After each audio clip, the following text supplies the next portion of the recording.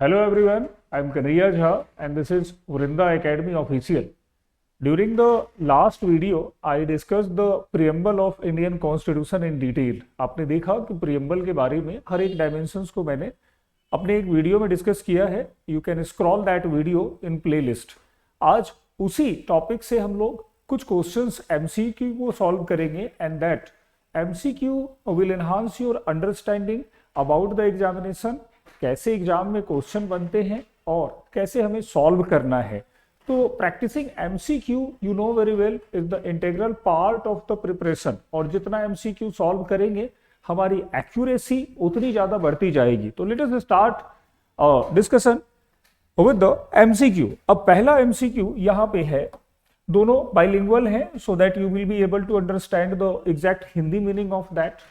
आते हैं सबसे पहला, प्रस्तावना में भारत को किस रूप में घोषित किया गया है? प्रियम्बल डिक्लेयर्स इंडिया एज संप्रभु लोकतांत्रिक गणराज्य, सोवरेन डेमोक्रेटिक एंड रिपब्लिक, संप्रभु समाजवादी पंथ निरपेक्ष लोकतांत्रिक गणराज्य, sovereign socialist secular democratic and Republic, संघीय समाजवादी गणराज्य, फेडरल सोशलिस्ट रिपब्लिक, संप्रभु पंथ निरपेक्ष गणराज्य, सोवरेन सेकुलर रिपब्लिक. अब देखो, अगर आपको ये पता है in that case you may find the correct answer, the right answer immediately. लेकिन जिनको नहीं पता है उनके लिए एक थोड़ा सा ट्रिक भी यहाँ पे समझो. जो एक कॉन्सेप्ट है कि हमारे कॉन्स्टिट्यूशन में बहुत सारी चीजों को नहीं रखा गया लाइक फेडरल. तो federal is the term came from federation that is outcome of a treaty. जब संधियां समझौता होता है तो उसी से बनने वाले किसी एक राजनीतिक इकाई को फेडरेशन कहा जाता है. तो हमारे कॉन्स्टिट्यूशन में ये वर्ड है ही नहीं, तो it means option C will be incorrect. ये इनकरेक्ट हो जाएगा. हमारे प्रियम्बल में जो इंडिया है उसके 5 वर्चू बताए गए, फीचर बताए गए. हम जानते हैं इसको, sovereign, socialist, secular, democratic and republic. So in this way the right answer will be B. अब ये क्वेश्चन आया है कभी या नहीं आया है, तो go through with the previous year paper, you will find ऐसे ही क्वेश्चन बनते हैं. इनमें से कई बार ऑर्डर भी पूछ दिए जाते हैं. Now let us move another question. प्रस्तावना में समाजवादी, पंथ निरपेक्ष और अखंडता शब्द कब जोड़े गए? Words socialist, secular, integrity added by which amendment act in preamble. तो देखो, यू नो वेरी वेल, लास्ट सेशन में भी हमने देखा कि preamble has amended only once in the history. इतिहास में केवल एक ही बार प्रियम्बल को अमेंड किया गया. It was the year 1976. तो 1976 में जब अमेंडमेंट हुआ तो उसी समय ये तीनों वर्ड जोड़े गए.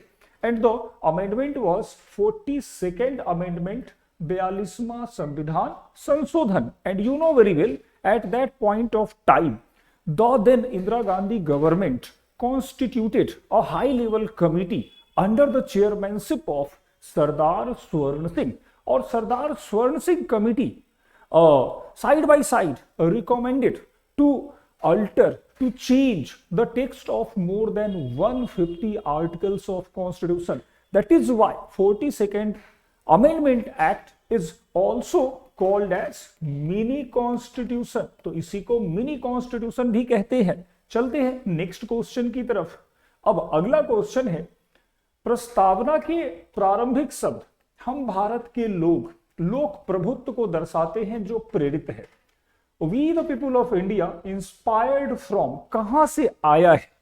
तो you know very well, the term we the people of India is quite a very unique word derived by our makers of the constitution. But the fact is that the inspiration of that word lying in the constitution of what?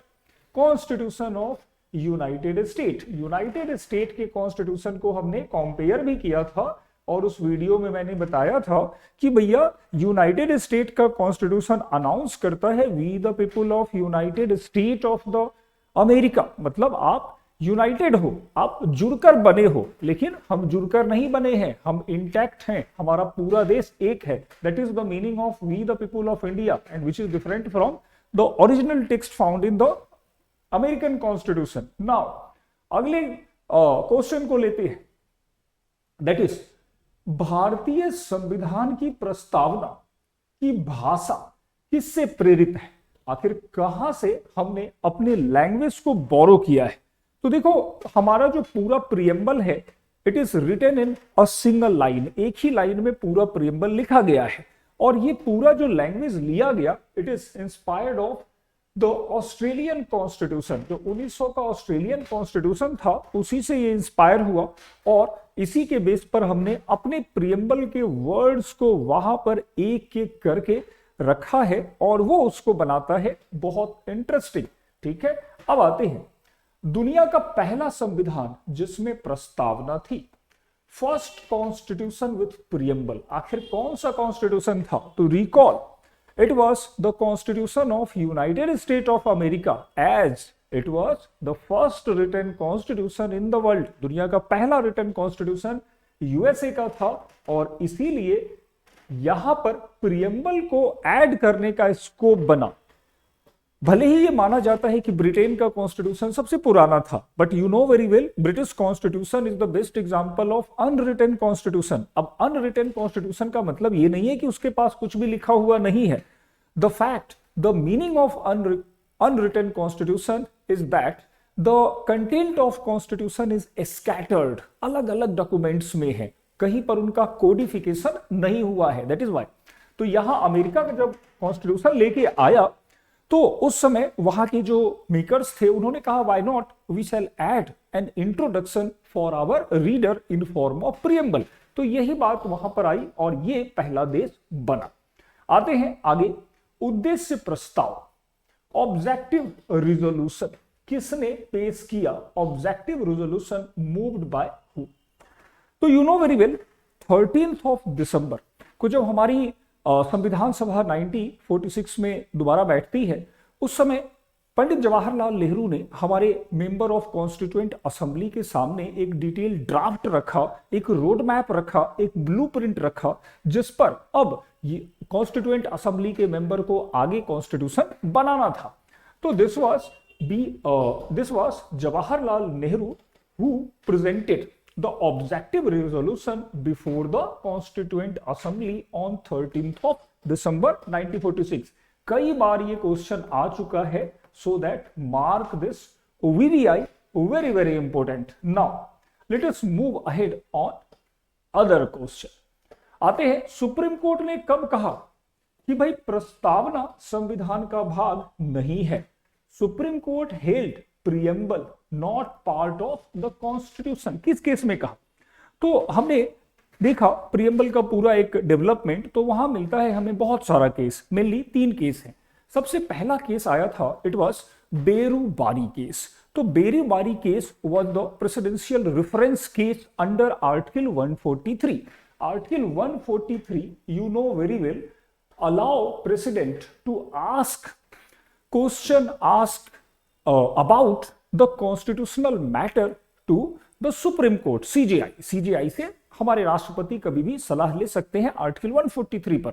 तो इसी बात को लेकर उस समय हमारे जो president Rajendra Prasad थे, उन्होंने वहां गजेंद्र गडकर साहब से पूछा कि क्यों भैया ये जो प्रियम्बल है ये कॉन्स्टिट्यूशन का पार्ट है या नहीं है? Gajendra Gadkar replied that this is not part of the constitution.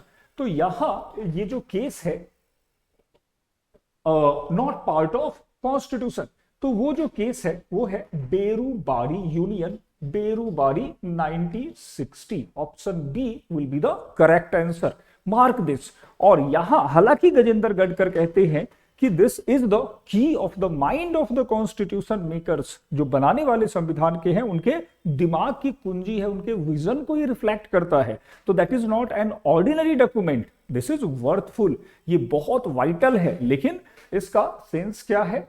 तो ये कॉन्स्टिट्यूशन का पार्ट नहीं बनता है। नेक्स्ट क्वेश्चन इज कि प्रस्तावना को संविधान का भाग कब घोषित किया गया? वो ऐतिहासिक फैसला कौन था? Preamble part of constitution held in which case? तो you know very well it was Kesavananda Bharati case 1973। जब ये केस आता है उसी समय जो हमारी अब तक की सबसे बड़ी बेंच थी, जो सीकरी साहब के प्रेसिडेंसी में हुई थी, उस समय जो 13 जजेस बेंच थी उसने डिसाइड किया कि no, preamble is an integral part of the constitution as it was added like other provision with discussion, with debate, even with voting। तो वहां पर वोटिंग हुई है, डिस्कशन हुआ है, डिबेट हुआ है। तो इस तरह से Kesavananda Bharati is the right answer, means B इसका सही आंसर होगा। Now come to the next. प्रस्तावना में संप्रभु का क्या अर्थ है? Meaning of sovereign in preamble. तो देखो, हमने पिछले क्लास में भी डिस्कस किया कि sovereignty is an integral part of, intact part of, indispensable part of the state. राज्य का एक जो कहो तो सबसे बड़ा पार्ट होता है वो है संप्रभुता। और संप्रभुता का मतलब होता है कि स्टेट किसी भी डिसीजन को फ्रीली ले सकता है। तो स्वतंत्र राज्य है, ऊपर कोई प्राधिकार नहीं है। Independent state with no authority above is the literal meaning of the sovereignty. तो ये मतलब होता है आज हम लोग किसी के साथ कोई ट्रीटी कर सकते हैं, किसी दूसरे देश के साथ हम अपना समझौता कर सकते हैं, अपने इंटरनल मैटर को हम सॉल्व कर सकते हैं। तो this is the nature of sovereignty. अब नेक्स्ट क्वेश्चन। भारतीय समाजवाद को लोकतांत्रिक समाजवाद है जिसमें इंडियन सोशलिज्म कैसा है, नेचर ऑफ सोशलिज्म। तो जब इसमें देखें कि राज्य समाजवाद, communist socialism, democratic socialism with mixed economy, pure Marxist, only Gandhian. तो देखो, हमारा जो पूरा सोशलिज्म है दैट इज द ब्लेंड, मतलब एक मिश्रण दिखाई पड़ता है जिसमें गांधीयन थॉट भी है और जो हमारा मार्क्सियन थॉट है वो भी दिखाई पड़ता है। तो judicious distribution of the wealth की बात करता है, समानतापूर्ण वितरण की बात करता है, और इसी को हमारा प्रियम्बल हाईलाइट करता है। तो बहुत इंटरेस्टिंग पॉइंट है जो सुप्रीम कोर्ट ने भी उठाया था। अब आते हैं आगे कि प्रस्तावना में स्वतंत्रता, समानता, बंधुत्व किससे लिए गए? Liberty, fraternity and equality from, कहां से आए? तो देखो, यहां पर 4 ऑप्शन है और ये कई बार क्वेश्चन बना कि लिबर्टी और ये जो फ्रैटर्निटी है, इक्विटी है, इक्वलिटी है, कहां से आए, बोरो कहां से किए गए? तो ये जो थॉट आया है that was evolved during the French revolution. जब फ्रांस की क्रांति 1789 में हो रही थी, उसी समय लिबर्टी, इक्वलिटी की बात हुई। रूसो जैसे स्कॉलर आए, उन्होंने कहा कि man are equal and born free. तो वहीं से हमारे मेकर्स ऑफ कॉन्स्टिट्यूशन इंस्पायर होते हैं और ये चीजें रखते हैं कॉन्स्टिट्यूशन में। नेक्स्ट लेते हैं, बहुत सारे क्वेश्चन हैं जो हम लोग सॉल्व करेंगे प्रियम्बल के बेस पे, और आई एम श्योर कि क्वेश्चन कुछ ऐसे ही आपको एग्जाम में भी देखने को मिलेंगे। तो ये पीडीएफ वीडियो के नीचे मैं ऐड कर दूंगा, और अगर अवेलेबल नहीं हो तो I am suggesting you make comment, यहां पर कमेंट दीजिए, मैं उसको शेयर कर दूंगा। ठीक है, आते हैं आगे कि SR Mumbai versus union of India में सुप्रीम कोर्ट ने मुख्य रूप से क्या कहा था? तो देखो, एसआर मुंबई केस एक बहुत बड़ा केस था। SR Mumbai was the chief minister of Karnataka, और इस समय बहुत सारी चीजों पर डिस्कशन हुआ। एक बहुत बड़ा उस समय मुद्दा उभर के आया था, दैट इज सेकुलरिज्म। सेकुलरिज्म क्या है? तो सेकुलरिज्म संविधान की मूल संरचना है, is an integral part of basic structure, पंथ निरपेक्षा राज्य के नीति निर्देशक सिद्धांत हैं या केवल मौलिक अधिकारों के भाग हैं, तो so on, there are several argument, but this was the case when Supreme Court identified the secularism as the basic structure of the constitution। एक ऐसी आधारिक संरचना के रूप में पंथ निरपेक्षता, सेकुलरिज्म को हमारे सुप्रीम कोर्ट ने उस समय डिसाइड किया, जो किसी तरह से कॉम्प्रोमाइज नहीं होगा, उसके फीचर्स हमेशा काम करेंगे अपने पॉलिटिकल सिस्टम में। तो ये काम करता है एसआर मुंबई के डिसीजंस के साथ। आते हैं सामाजिक, आर्थिक और राजनीतिक या पॉलिटिकल जस्टिस की प्रेरणा कहां से मिली? Social, economic, political justice from. तो देखो, जस्टिस की जब बात आए तो हमें याद रखना है रशियन रिवॉल्यूशन, रूस की क्रांति। जब रूस की क्रांति हुई थी उसी समय जस्टिस को बहुत ज्यादा वेटेज दिया गया। बहुत सारे स्कॉलर थे, among them Lenin was very popular, और लेनिन जैसे लोगों ने बोल्शेविक रिवॉल्यूशन किया और उस समय फ्रांस में जस्टिस को ही एक तरह से अचीव करने का एक पूरा प्रयास हुआ था। That was the answer Russian revolution. ये भी क्वेश्चन कई बार बना है। अब आते हैं प्रस्तावना में बंधुत्व, फ्रैटरनिटी क्या सुनिश्चित करता है।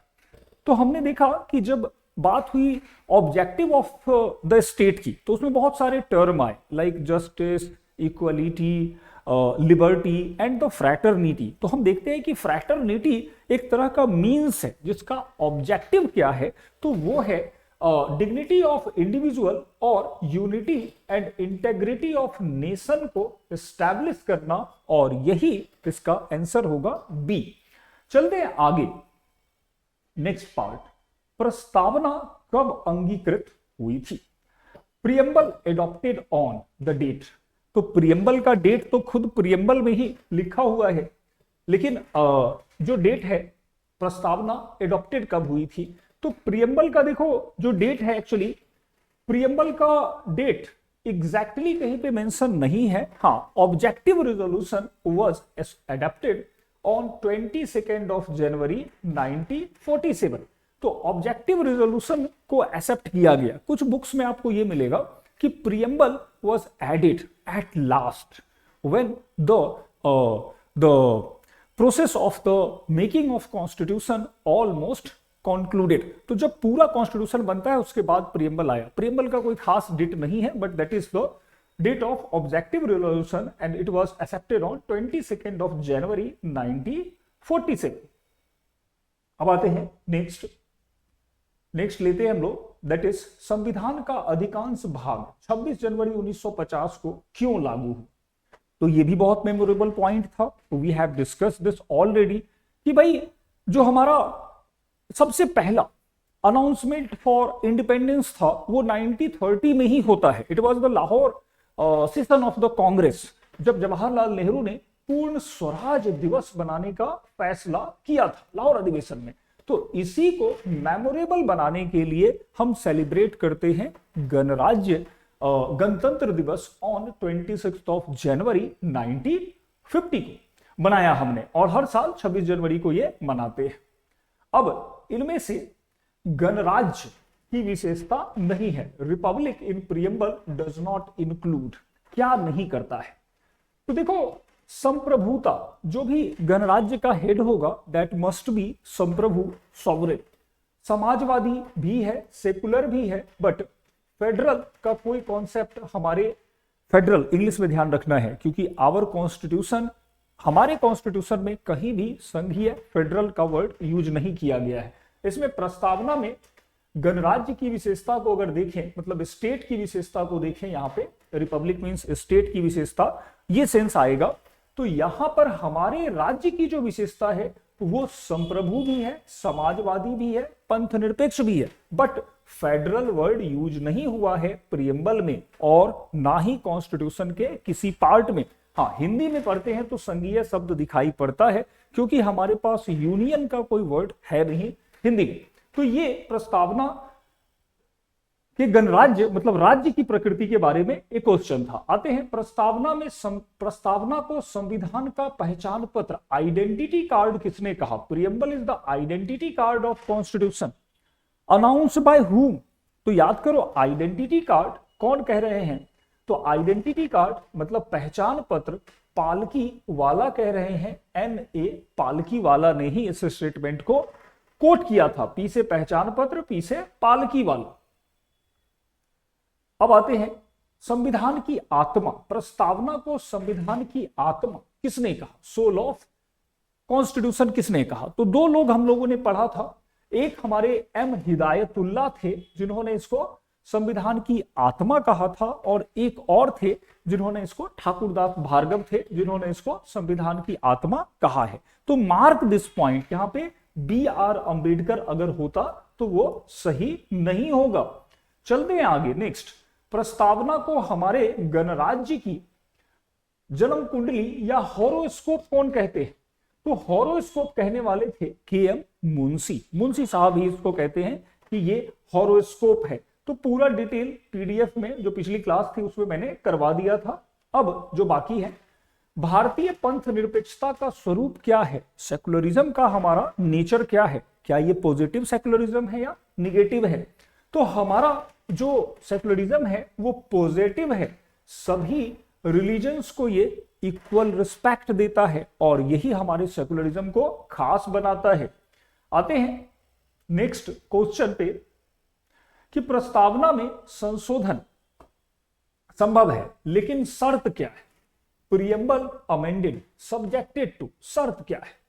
तो देखो हमने ये देखा कि केशवानंद भारती में प्रियम्बल को फाइनली जो है वो मान लिया गया कि पार्ट ऑफ कॉन्स्टिट्यूशन है, but in that case the concept of basic structure derived by the Supreme Court, basic structure मूल ढांचे का भी कॉन्सेप्ट लेके आ गए और ओवर द टाइम बहुत सारे पार्ट जो थे उसको बेसिक स्ट्रक्चर बना भी दिए। अब यहां पे सुप्रीम कोर्ट कहते हैं कि भाई आप चेंज करो लेकिन do not change the basic feature of the constitution. आप बेसिक फीचर के साथ छेड़छाड़ मत करो। जो भी बेसिक फीचर हमने हाईलाइट कराया लाइक सेकुलरिज्म है, डेमोक्रेसी है, ये सब चीजें आप छेड़छाड़ नहीं कर सकते हो। बाकी आपको कुछ अपग्रेड करना है तो उसको कर सकते हैं।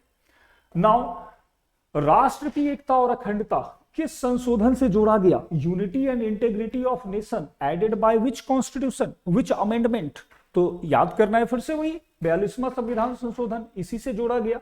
तो बहुत सारे बच्चे इसको सही सही बना रहे होंगे, I am sure about that.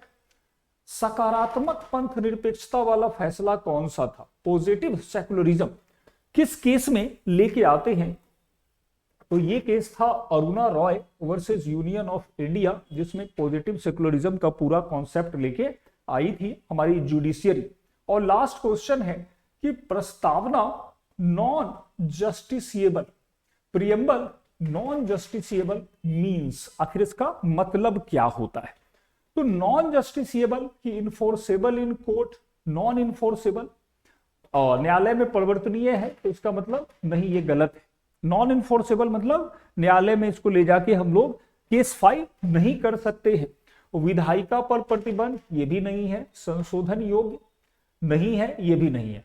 ये स्वतंत्र रूप से परिवर्तनीय नहीं है लेकिन अन्य प्रावधानों के साथ जुड़कर ये परिवर्तनीय हो जाता है। तो ये खुद से इन्फोर्सेबल नहीं है, but with other provision it becomes enforceable. तो प्रस्तावना की जो इन्फोर्सेबिलिटी है वो थोड़ी सी अलग बन जाती है। तो this was the major question. Even ऐसे ही क्वेश्चन यूपीएससी ने पूछे हैं, आपके एनडीए सीडीएस में आए हैं और इवन वनडे एग्जाम में भी ऐसे ही क्वेश्चन बन रहे हैं। तो आई एम श्योर कि आपके कॉन्सेप्ट कुछ क्लियर हुए होंगे और चैनल के साथ जुड़े रहें। मैं नेक्स्ट सेशन में और भी इंटरेस्टिंग टॉपिक को लेके आऊंगा, including with multiple choice question, so that you will be able to solve during the examination. तो एग्जाम में भी उसको सॉल्व कर सके आप। Thanks for watching.